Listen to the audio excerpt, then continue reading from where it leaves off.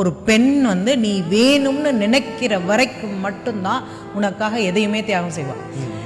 நீ வேண்டான்னு முடிவு பண்ணிட்டா உன்னையே தியாகம் பண்ணிட்டு போயிடுவான். இதுதான் அடிப்படை. இது ஜென்சி கிடையாது, நம்ம ஜென்ரேஷன் கிடையாது, எனக்கு முன்னாடி ஜென்ரேஷன் கிடையாது.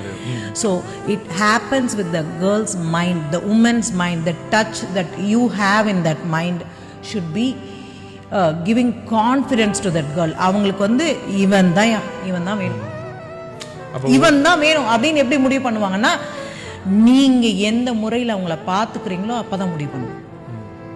நான் வந்து உங்களை டெய்லி கால் கழுவி விடுங்க, பொண்டாட்டிக்கு காஃபி போட்டு கொடுங்க, பாத்திரம் கழுவி கொடுங்க, அதெல்லாம் சொல்லல. ஏண்டி சாப்பிட்டியா அப்படின்னு கேளுங்களேன். வேற ஒண்ணுமே பண்ண வேண்டாம்.